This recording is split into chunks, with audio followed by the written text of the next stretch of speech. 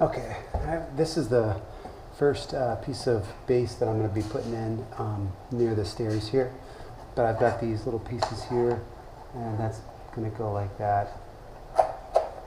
So the ending of these, it's all kind of personal preference. I don't mind it. I think it's nice to have a 45 reflections. So it's like the thing with her. So I glue these towards the end like this, just to make it hard to kick off. You know, like if you're cleaning the floor or whatever, it's nice to have these things be tight.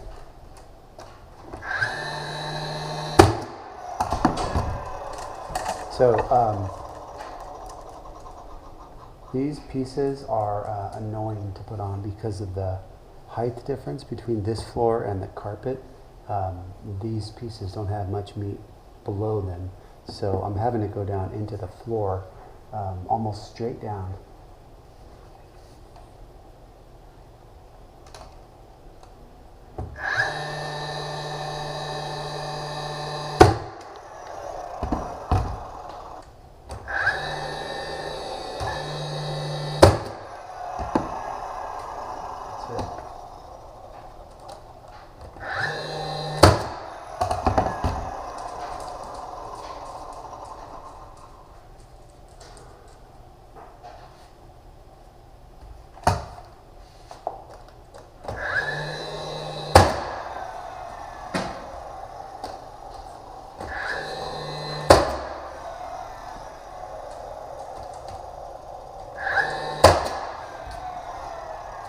So I'm using 2-inch 16 gauge nails.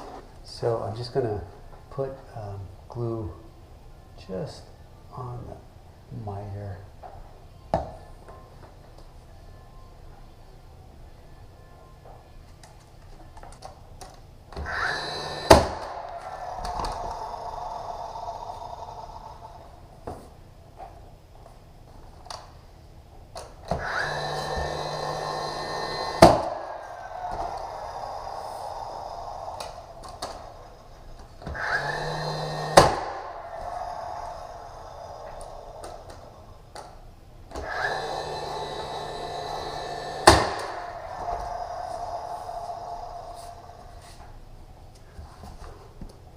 Now in this case, I do like the 16 gauge nails better. Well, in a lot of cases I do, but for sure this too. Yeah.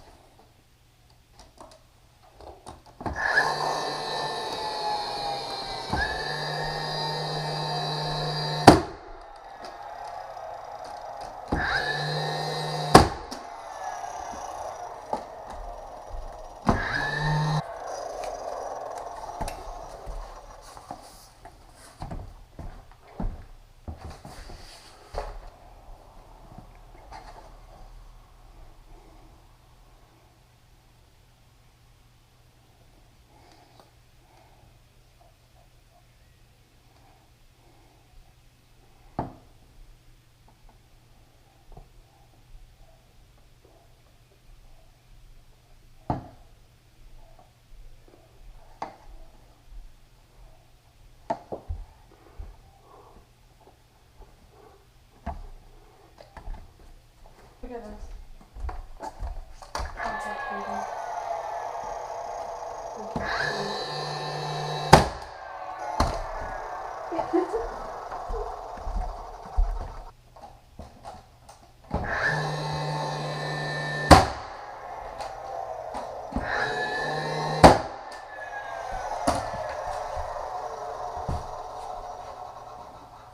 Okay, now I'm gonna squeeze this guy in here.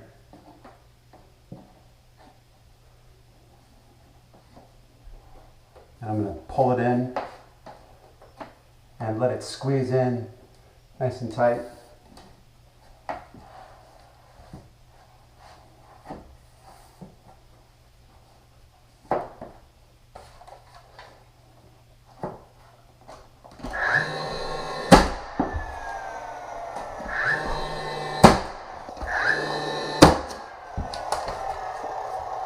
So remember, I'm having to nail down because there's nothing to nail to the top.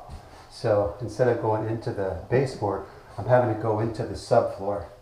So I got to use 2-inch nails or 2.5 inch and 16 gauge nailer.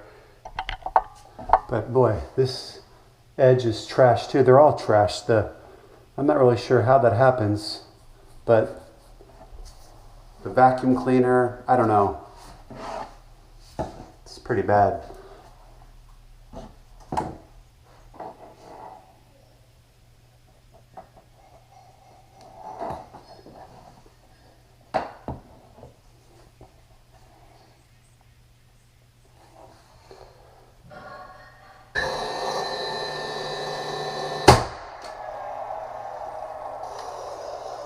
Got a bit of glue squeeze out there.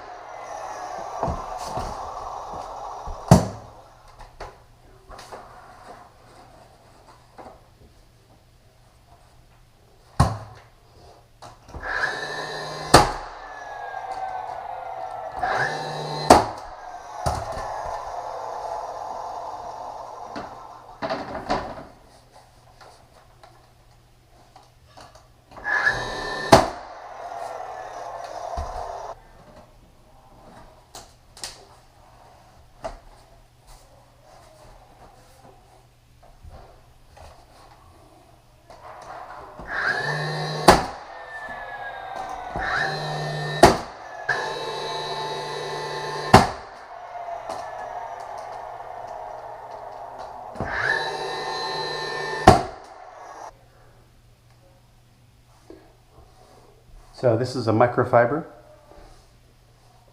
Just got water on it.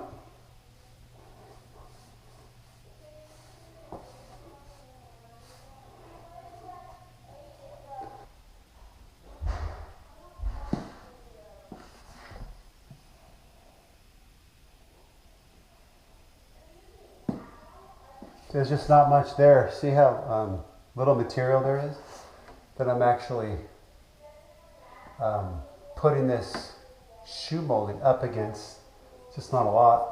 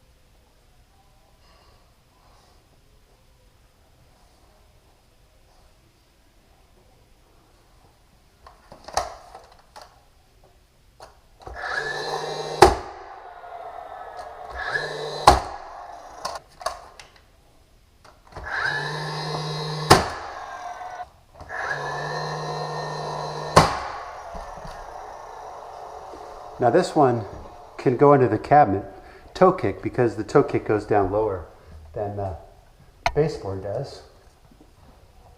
Hi, Camry.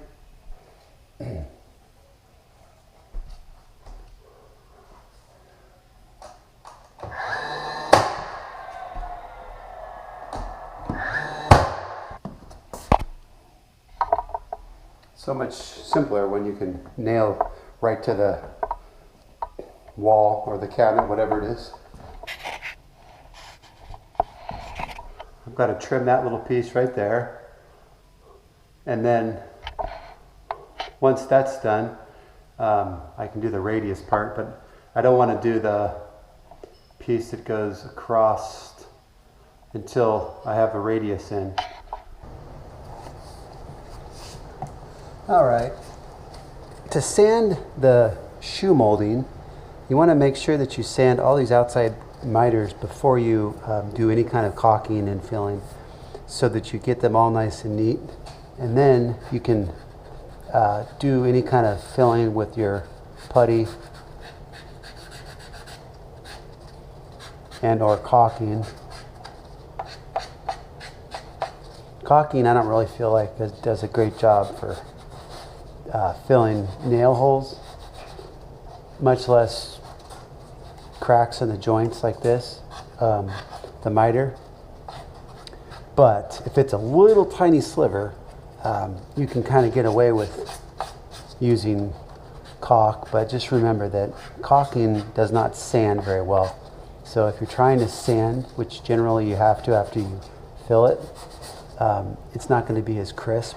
So I would recommend using a caulking just on the areas where it meets the cabinet or the wall, and then fill the hairline cracks or any space that you have there with putty, and then sand the putty when it dries. You know, and also these guys fill this with putty too, not caulking. Takes a little extra time, but it's a much better result. All right, so now got this guy here. So pretty much every single joint in this house I could have done maybe at, I don't know, instead of 45 degrees, these probably all could have been done at 46 degrees.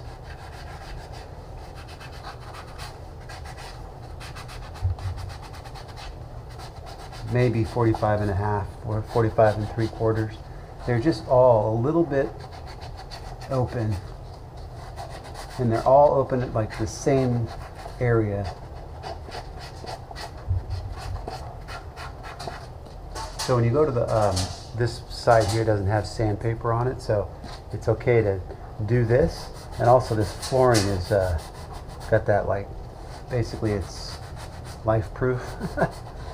So it's real hard to scratch this floor up.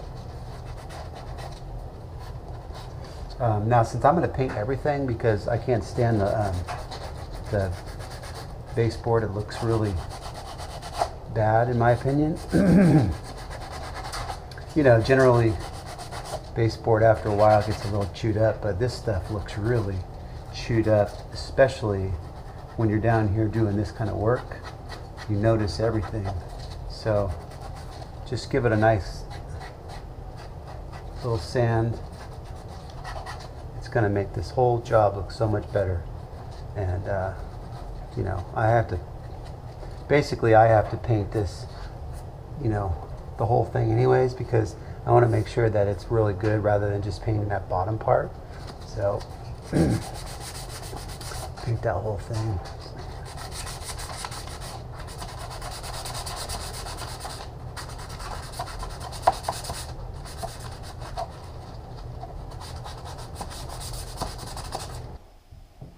All right, got some bendable molding for the upstairs radiused part where I need to put the shoe molding, and I couldn't do it with the standard 3/4 by 3/4 pine. It would just break, so I need to use bendable flex molding, as it's called. And it's really difficult to get an accurate measurement, so I'm actually using this as a way to get the measurement, because what I can do is put it in there, and I put a mark on the baseboard that's there, and I also put a mark on the molding itself. Now, because I couldn't get all the way in the corner, I was probably about an inch away from the corner. I added an inch to this length, so in essence it would shift down 1 inch in order to get to the corner. So that is 1 inch, and then what I did was I took this, the left side, put it in the corner, and again I couldn't get all the way in, so I added a little bit extra, whatever that distance was, and I took the mark here where it lined up with the mark on the baseboard. So in essence what I'm doing is I'm taking this piece and I'm going to figure out that distance right there, and I can go ahead and deduct it from this length, or just add the two pieces up, and that's my measurement. Oh yeah, perfect. Alright, so let me take this, I'm going to put this on right there, and then just going to hold it so it's somewhat tight, not, you know, crazy tight, but just enough to keep it from moving. That way I can come down here and just measure everything. Alright, to make it easy on myself, I'm going to flush it up on this right end. Get this length right here. And so this is basically just becoming kind of like a story pole, or in essence just a tape measure kind of. So that's 70 1/4 strong. So 70 1/4 strong. It's about we'll call it a 32nd over 70 1/4.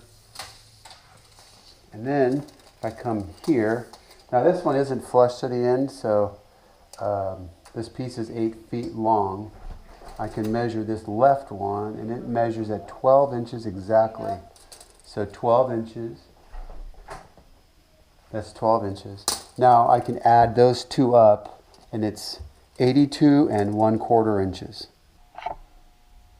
Okay, now you remember when I did this before, I had set this up here, clamped it right to the fence, and I'm going to do that same thing here. In fact, so that piece is on there nice and tight. Now in order to cut this, I need to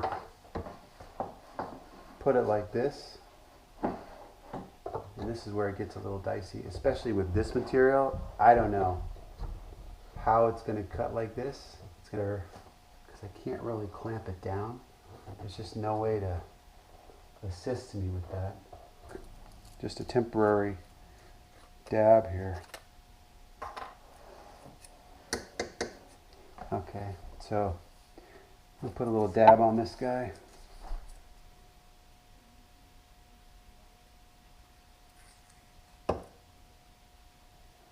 And then I'll spray it.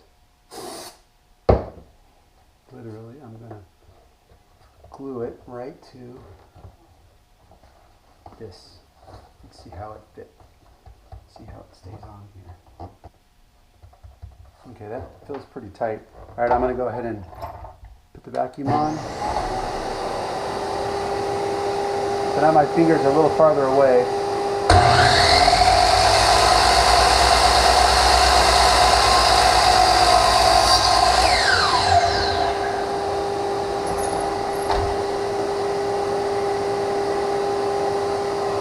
So that was good. Let me see if I can just break this off. Nice. Success. Alright, let's flush with that end. I can just take this, measure it out.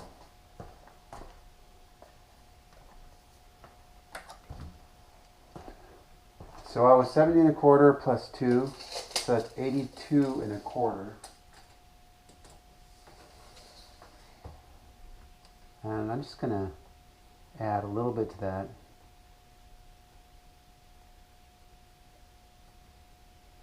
And 82 3/8. And let's see. That's my cut line.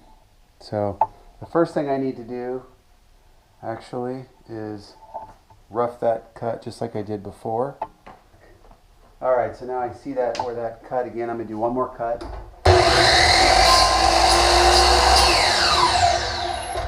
So loud. Even just one time, it's just so loud.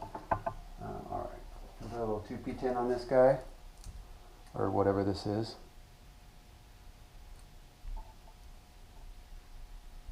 Let's cyanoacrylate glue.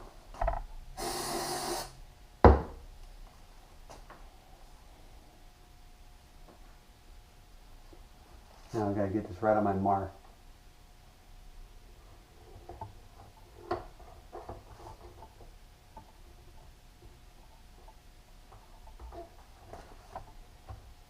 Alright, I'm going to hold this guy just to keep it from, if by chance this comes undone, from going forward. Okay, ready? Here we go.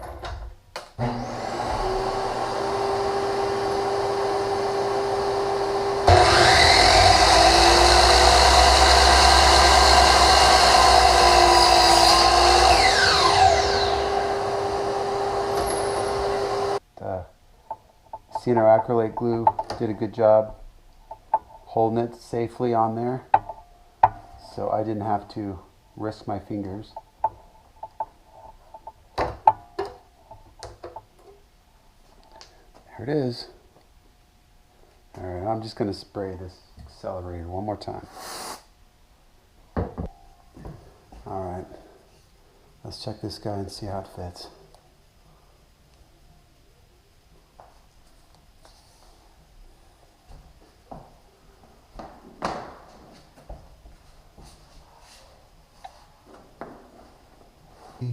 How nicely that guy is.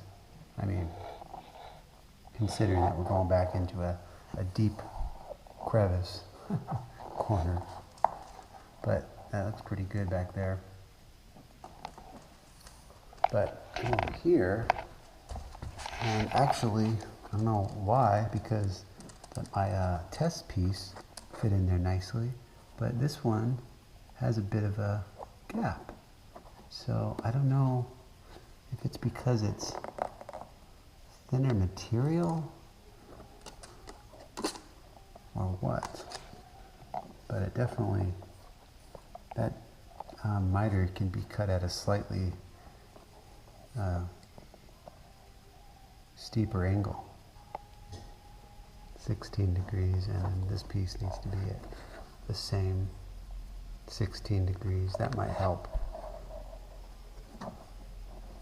The problem is that this piece, you can't take too much length off of it. It's a little bit long. I cut it 1/4 inch too long, so I can bring it in a little bit, but that guy really can't be shortened much, so I'm not really sure how that's gonna work. All right, let's try this. So I went ahead and I cut this guy at about 17 degrees. Or 17.5 degrees, and then cut this one at just over 45 degrees. Man, that's actually really good. Oh my gosh. Get out of town. That is perfect. Holy smokes. Look at this thing.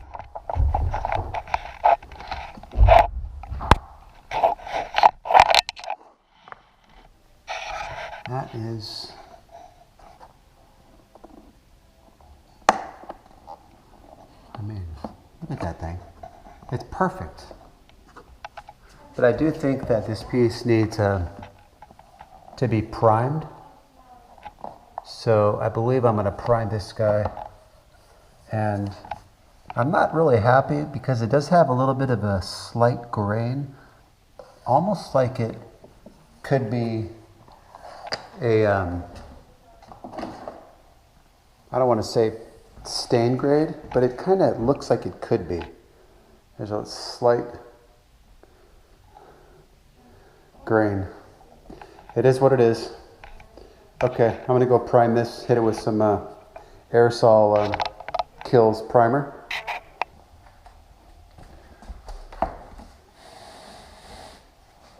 Okay, I'm going to finish up this shoe molding right now and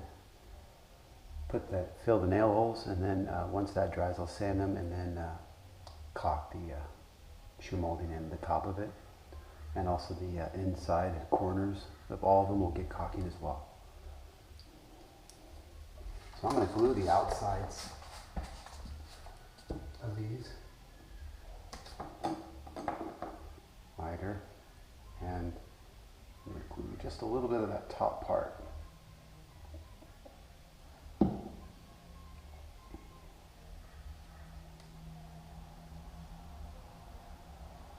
Open it.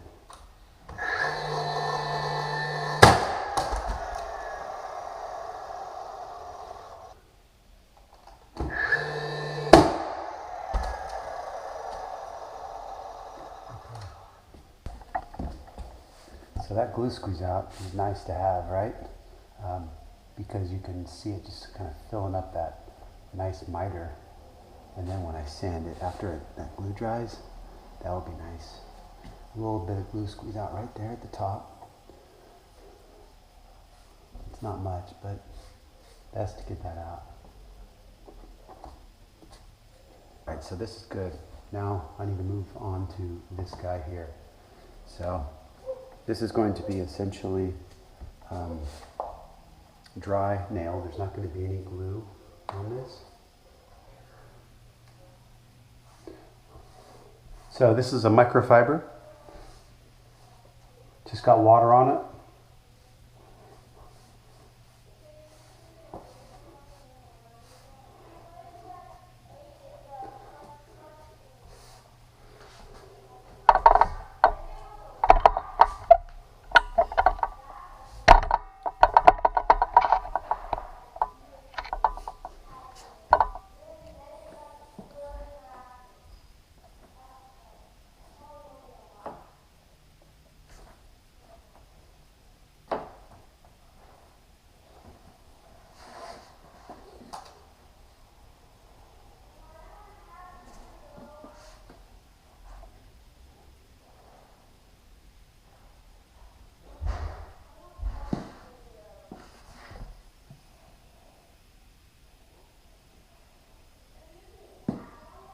There's just not much there. See how little material there is? That I'm actually putting this shoe molding up against. Just not a lot.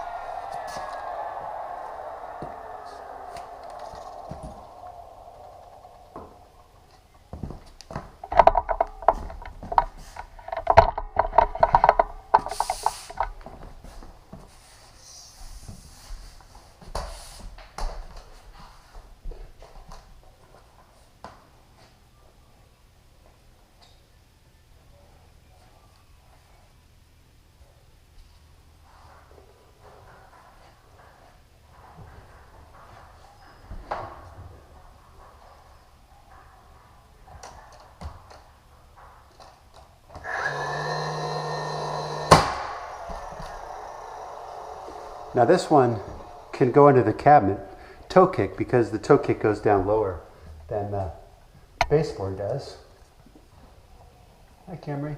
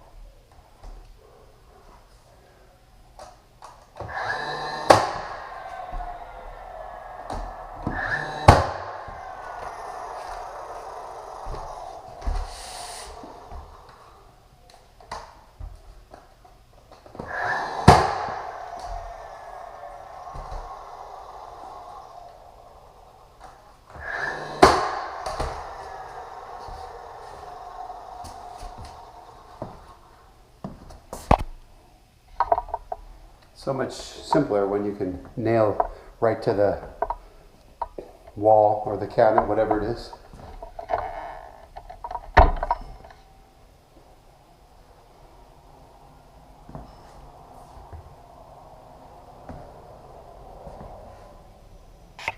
Looks good.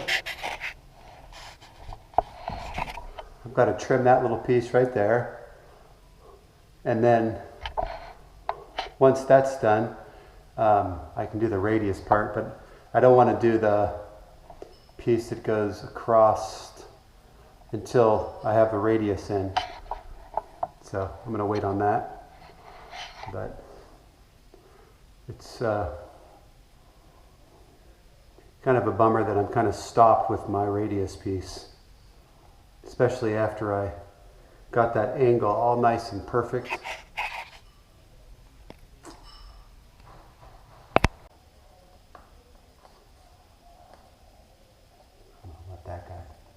Sit in there. I just want to make sure that I roll it up to the top, make sure it's nice and tight at the top, and also touching the floor. And that looks good, so I'm going to go ahead and nail it. That's it. So the key here is just to make sure that you have a nice consistent radius, and there's not areas where it's flat like that. So you want to make sure that you're pushing it nice and tight up against the baseboard.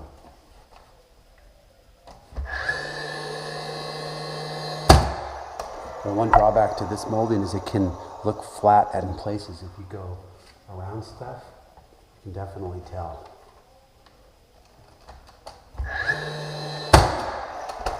And that doesn't look good when it does that.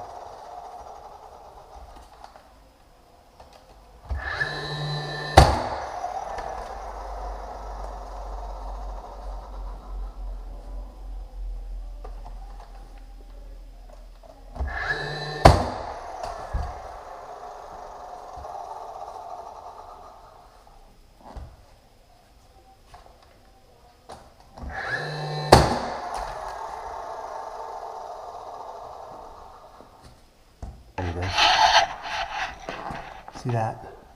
So that guy needs to be fixed. There's no way I'm going to leave it like that. I want it to be like that. So the last one I adjusted and changed the miter on this guy, and I'm going to do the same with this one.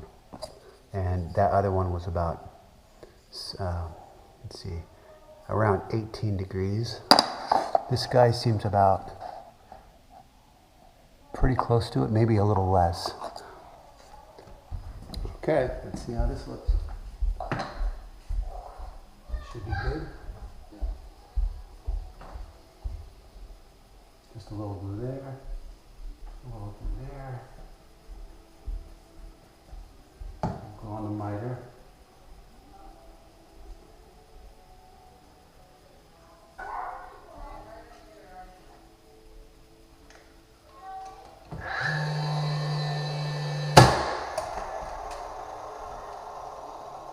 Now come over here, since that one's locked in, and come over here and press this guy in to position. And this should take us right to our spot there.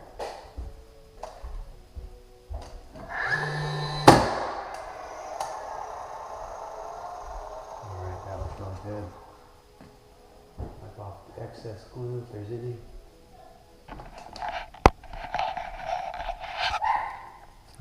See, that's a nice joint right there. Looks really good.